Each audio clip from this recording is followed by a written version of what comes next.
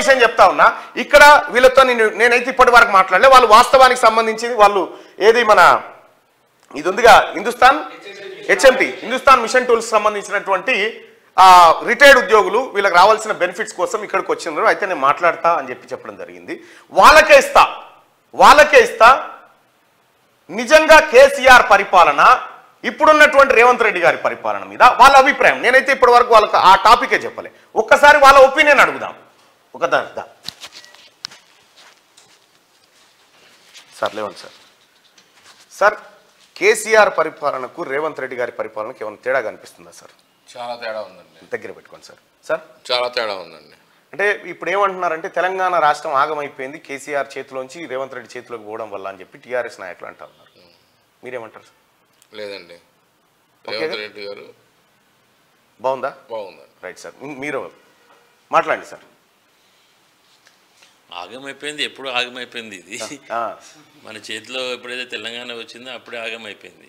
ప్రస్తుతానికి రేవంత్ రెడ్డి గారి పాలన ఏదైతే ఉందో ఆయన సూచనలు ఏవైతే ఉన్నాయో ఫార్ములా బాగానే ఉన్నాయి కదా సార్. చెప్పండి సార్, మీ మనసులో ఏ అభిప్రాయం ఉంటే అది చెప్పండి సార్. ఈడున్నారని కాదు, నిజంగా చెప్పాలంటే ఎప్పుడో అసలు ప్రజలు ఎలక్షన్స్ పెట్టినట్టయితే టీఆర్ఎస్ నామరూపాలు కూడా పోతుండే. కాకపోతే వాళ్ళ ఫ్యామిలీ అంతే, వాళ్ళ ఫ్యామిలీ మొత్తం ఈ రాష్ట్రాన్ని మొత్తం నాశనం చేసి పెట్టారు. మేము దాదాపుగా HMD రిటైర్డ్ ఎంప్లాయీస్ ఎన్నో సార్లు వాళ్ళ యొక్క ఎమ్మెల్యేని ఎంపీని అప్రోచ్ అయినాం, కానీ ఏ ఒక్క రోజు కూడా వాళ్ళు మా గురించి పట్టించుకోలేదు.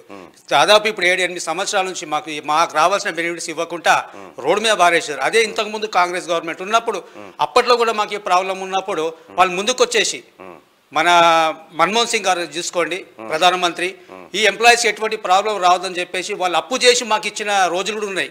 కానీ ఈ రోజు 8-7 సంవత్సరాల నుంచి ఏ ఒక్క రోజు కూడా టీఆర్ఎస్ పార్టీ ఏమంటున్నారు సార్? మమ్మల్ని గెలిపిస్తే టీఆర్ఎస్ ఎంపీలను గెలిపిస్తే ఢిల్లీలో మీకట శ్రీరామ రక్ష లెక్కుంటారట. మేము చూసినాం 9 సంవత్సరాలు మేము చూసినాం. ఏ ఒక్క ఎంపీ కన్నా అక్కడ పార్లమెంట్ లో మాట్లాడిరా?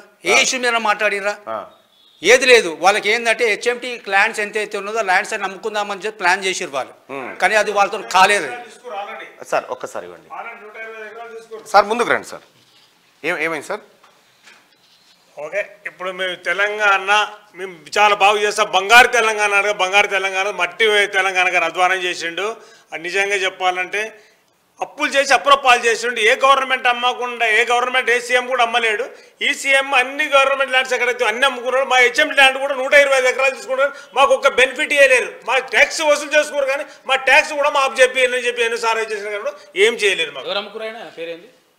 తెలంగాణ గవర్నమెంట్, టీఆర్ఎస్ గవర్నమెంట్ 125 ఎకరాలు మా ల్యాండ్ తీసుకుంది. ఇప్పుడు HMT ల్యాండ్ 890 ఎకరాల మొత్తం 125 ఎకరాలు తీసుకున్నారు. కానీ మాకు మాత్రం ఒక న్యాయ పాస మాకు డ్యూస్ కోసం మాత్రం ఏమి చేసినా కానీ కూడా ఏమి లేదు. ఏ ఒక్క రోజన్నా మీ సమస్య మాట్లాడిరా కేంద్రంలో? ఏం మాట్లాడలే, ఏ ఒక్కరు మాట్లాడలే. మేము వివేక్ సార్నే మేము ప్రెసిడెంట్ గా పెట్టుకున్నారు. వాళ్ళు ఆన్లైన్ ఇప్పుడు ఉన్నోళ్ళు, కానీ ఆల్వై చేసిన కానీ కూడా ఏం కూడా కాలేదు ఇప్పటివరకు. ఏం ఎవరు మన KP వివేకానంద మీకు ప్రెసిడెంట్ ఉండే, ప్రెసిడెంట్ ఇప్పుడు ఉన్నాడు, ఏం లాభం లేదు. సార్ చెప్పండి సార్. ప్రజల్ని మభ్యపెట్టి ఏదో చేస్తామని వాళ్ళ సెంటిమెంట్ మీద దెబ్బ కొట్టి వాళ్ళ కుటుంబం బాగుపడింది తప్ప నిజంగా తెలంగాణ ఎలాంటి పరిస్థితుల్లో బాగుపడలేదు. వీళ్ళు చేసిన పిచ్చి పనులు చాలా ఉన్నాయి, అన్నీ ఇప్పుడు ప్రస్తావించలేము. సార్ మొదటి నుంచి వాళ్ళని కడుగుతూ ఉన్నాడు. యాక్చువల్గా ఏంటంటే ఆయన ఒక కవి గారు చెప్పినట్టు నిప్పులతో కడగాలి అని వీళ్ళ కుటుంబం అన్ని అరాచకాలు చేసి వాళ్ళు బాగుపడ్డారు. ఒక ప్రధానమంత్రి వస్తున్నాడు అంటే ఈయన ఎక్కడో వెళ్ళి ఒక గుడిసెలో తాగుకుంటాడు. అవసరమా? రేపు నువ్వు ప్రధానమంత్రి అవుతానంటున్నావు, నువ్వు అందరినీ దేశాన్ని అందరినీ ఒకటి చేస్తానంటున్నావు, నేను ప్రధాని అంటున్నావు. బట్ రేపేం చేస్తావు నువ్వు? ఈ రోజు నువ్వు ఇంటే గెలవలేకపోయావు. యాక్చువల్గా ఇంట్లో గెలిస్తే ఇప్పుడు మా మిత్రుడు చెప్పినట్టు ఇంతకు ముందు ఎప్పుడో కనుక ఎలక్షన్స్ వచ్చినట్టయితే ఎప్పుడో దిగిపోయేది టీఆర్ఎస్ గవర్నమెంట్, ఎప్పుడో దిగిపోయేది. జనాల్లో సానుభూతి పెరుగుతుందట కేసీఆర్. ఎలాంటి పరిస్థితుల్లో సానుభూతి పెరగదు, ఇంకా తొక్కాలి. ఎందుకంటే ఒక డైనమిక్ లీడర్ వచ్చాడండి. అంతమంది సీనియర్స్ ఉన్నా కూడా ఒక డైనమిక్ లీడర్ ఈరోజు సీఎం అయ్యాడని చెప్పేసి అందరూ మొత్తం రాష్ట్రం అంతా చాలా సంతోషంగా ఉంది. ఆ కడుపు మంట వీళ్ళకి తట్టుకోలేకపోతున్నారు, అందుకని వెంటనే బయటపడిపోతున్నారు. ఆయన వచ్చి ఎన్ని రోజులైంది, ఆయనకు అవకాశం ఇవ్వాలి కదా, ఆయన స్టడీ చేయాలి కదా, అదేం లేదు. అంతే ఇమ్మీడియట్ గా స్టార్ట్ చేశారు. మా అధికారం పోయింది, అది అన్ని బురద చల్లాల, ఎన్ని ఇదే ప్రోగ్రాంలే కానీ ఏ ఒక్కటి నిజాయితీతో చేసింది లేదు. యాక్చువల్గా ఈ స్టేట్ గవర్నమెంట్లో ఉన్న కంపెనీ మాది, మమ్మల్ని ఆదుకోవాల్సిన బాధ్యత కూడా మీకే ఉంది కదా. ఇప్పుడు 6 సంవత్సరాల నుంచి 6 years నుంచి మాకు పెండింగ్ డ్యూస్ ఒక్క పైసా రాలేదు అంటే ఏం చేయాలా? ఆ ఎంప్లాయీస్, రిటైర్డ్ అయిన ఎంప్లాయీస్ వాళ్ళ పిల్లలు పెళ్లిళ్ళు చేసుకోవడం కానీ, ఆరోగ్యం చూసుకోవడం కానీ ఎన్ని సమస్యలు ఉంటాయి సార్. మేము రోడ్డు మీద పడి ఇవాళ నిన్న వచ్చాం, మేము మల్లన్న గారి దగ్గరికి నిన్ననే వచ్చాం, జస్ట్ రేపు రండి బ్రదర్ అని చెప్పేసి అన్నారు. ఈరోజు మాకు అవకాశం ఇస్తున్నారు. ఇంత ఎక్కడ చూడలేదు మేము, ఇంత క్విక్ రెస్పాన్స్ ఎక్కడ చూడలేదు. ఎంతోమంది తలుపులు తట్టాం, నో యూజ్. సార్ ఇప్పుడు తీన్మార్ మల్లన్న ఇప్పటిదాకా నేను చేసుకుంటూ కొట్లాటనే చేసుకుంటూ వచ్చిన సార్, ఇప్పటి వరకు కూడా ఇప్పటికి కూడా చేస్తా ఉన్నా. అయితే తీన్మార్ మల్లన్న అరాచకవాది, తీన్మార్ మల్లన్న ఇప్పుడు ఆయన బాధ ఏంది? తీన్మార్ మల్లన్న ఈ యూట్యూబ్ ఛానళ్ళు పెట్టి మా ప్రభుత్వాన్ని బడగొట్టిర్రు, మేము కూడా యూట్యూబ్ ఛానళ్ళు పెట్టుకుంటే బాగుండేది అనేటువంటి అభిప్రాయాన్ని వాళ్ళు వ్యక్తం చేస్తా ఉన్నారు. సార్ యూట్యూబ్ పెడితే సరిపోతుందా, ప్రజలకు వాస్తవాలు చెప్తే సరిపోతుందా? వాస్తవాలు పెట్టాలి. ప్రజలకు వాస్తవాలు ఎప్పుడైతే పంచితేనో ఎన్నాళ్ళండి మభ్య పెడతాము. ఇది రాజకీయం కాదు కదా, ఏదో ఒక బొమ్మ చూపించి మసిపూసి మారేడుగా చేయడానికి. ఇప్పుడు వాస్తవాలు ఉన్నాయి కాబట్టి మీ దగ్గరికి మేము పరిగెత్తుకుంటూ వచ్చాం సార్. మీరు ఏ పార్టీకి అనుబంధంగా పనిచేసిరో నాకు తెలియదు, లేకపోతే ఏ పార్టీ కోట్లు వేసిరో తెలియదు. నేను డైరెక్ట్ గా మీ దగ్గరికి మైక్ తీసుకొని వచ్చిన సార్, తీసుకొని వచ్చి మీ అభిప్రాయాన్ని చెప్పమన్నా, మీ మనసులో ఏది ఉంటే అదే చెప్పమన్నా. ఇది మీకు సంబంధించినటువంటి బెనిఫిట్స్ విషయంలో, మీకు సంబంధించిన బెనిఫిట్స్ ఇవాళ మిమ్మల్ని రమ్మన్నది ఎందుకనంటే మీ అంశానికి ఒక పరిష్కార మార్గాన్ని కనుగొందామనే రమ్మన్నా, అంతే తప్పగాని మిమ్మల్ని ఏదో టీవీలో చూపించి ఏదో చేద్దామని కాదు. పరిష్కారం ఎట్లయితుంది, ఎవరిని పట్టుకుంటే అవుతుంది, రాష్ట్ర ప్రభుత్వం పాత్ర ఏముండబోతా ఉంది అనే అంశాలు నేను చెప్తా ఉన్నా కదా.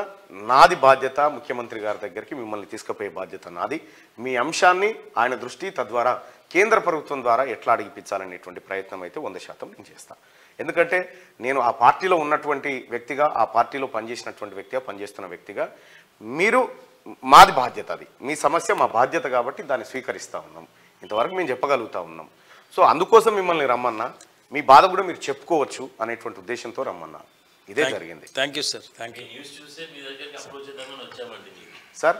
క్యూ న్యూస్లో మేము చూస్తున్నాము, అందుకే మీ ఒక ఏదైతే ఉన్నాయో టెలికాస్ట్ ఏదైతే ఉన్నాయో మేము మాకు నచ్చి, మాకు ఇదొక మంచి రూట్, మనకి ఇక్కడ మల్లన్న దగ్గరికి అయితే మనకు కరెక్ట్ మనకు న్యాయం జరుగుతుందని మీ దగ్గర రావడం జరిగింది. సో కాబట్టి మేము కూడా ఎంతమంది ఉన్నారు సార్ మీరు? 600 మంది మొత్తం రిటైర్డ్ అయిన వాళ్ళు అంటే మొత్తం దేశంలో దీని 6 యూనిట్లు ఉన్నాయి సార్. దీని 6 యూనిట్లో దాదాపు 600 మంది రిటైర్డ్ అయిన ఉన్నారు. సో లోపల పనిచేసే వాళ్ళకన్నా బయట రిటైర్డ్ అయిన వాళ్ళే ఎక్కువ ఉన్నాం. గత 2018 నుంచి కూడా మాకు ఇంత మటుకు ఒక చిల్లి గవ్వ కూడా చెల్లించని మేనేజ్మెంట్ మాకు. ఎన్నోసార్లు కూడా మేము వాళ్ళతో సంప్రదింపులు జరిపినాం, మేనేజ్మెంట్తో జరిపినాము. మాకు ఎటువంటి కూడా మాకు వాళ్ళ నుండి పాజిటివ్ రెస్పాన్స్ రాలేదు. సో కాకుండా ఇంకా రిటైర్డ్ అయిన వాళ్ళు చాలా మంది, ఒక 40 మంది దాకా చనిపోయారు. ఇక్కడ జరిగింది ఏంటంటే ఇంటి దీపం అని ముద్దు పెట్టుకుంటే మూతి మీసాలు కాలినట్టుగా మన రాష్ట్ర పార్టీ అని చెప్పి కేసీఆర్ని లేకపోతే ఆ పార్టీ నాయకుడిని తీసుకొచ్చి అధ్యక్షుని చేసుకుంటే 120 ఎకరాల భూమి బీకింది. అదే కదా జరిగింది. ఇక జరిగింది అయితే గది కాలేజ్ అని అదని ఇదని మొత్తం తీసుకున్నారు సార్. మొత్తం కాలేజ్